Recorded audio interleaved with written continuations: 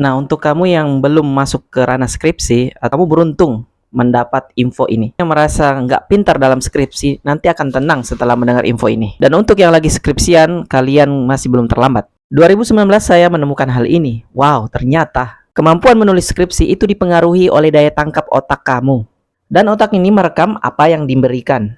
Nah, ini info pentingnya. Mahasiswa sebelum kuliah itu sering melakukan sesuatu berdasarkan instruksi atau hal teknis, maka dia akan sulit memahami atau kata yang bersifat teoritis. Nah, kan kebanyakan dosen hanya memberikan seputar teoritis ya kan, rumusan masalah dan sebagainya itu kan terkait dengan bahasa teoritis, sehingga banyak mahasiswa yang kurang paham apa sih sebenarnya ini, sulit untuk memahaminya. Nah, di sisi lain, mahasiswa yang sebelum kuliah dia udah biasa berkutik dengan istilah teoritis, mempelajari karya.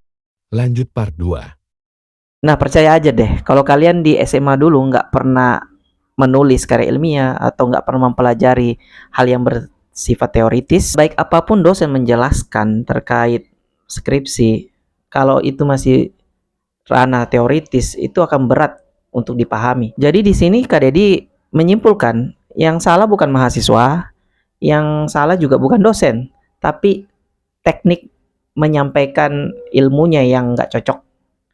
Yang menerima ilmu ini nggak cocok, ya. Dia biasanya dengar yang sederhana, dengar yang instruksional, dengar yang non teoritis, ya, yang teknis lah. Nah, contoh nih misalnya, kalian saya jelaskan rumusan masalah itu apa.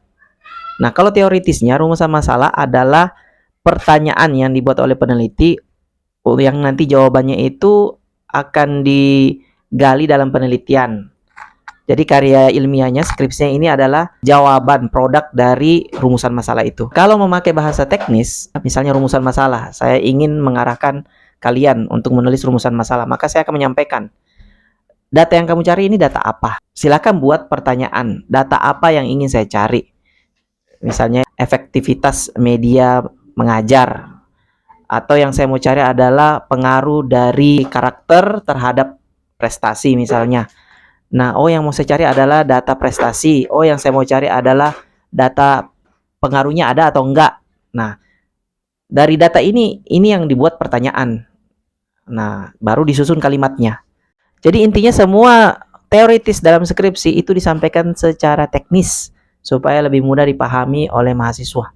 Kalau yang disampaikan teoritis, wah enggak, sebaik apapun, sebanyak apapun yang disampaikan itu akan ditolak. Ya, dia langsung enggak mood, langsung nyerah lah. Pokoknya otaknya itu langsung enggak sanggup. Solusinya, kalian mahasiswa yang mau menulis harus mencari role model, ya, mungkin mencari sosok siapa di internet ya atau di kampus yang bisa menjelaskan ke kamu secara praktik teknisnya itu gimana. Banyak kok yang bisa kalian pelajari.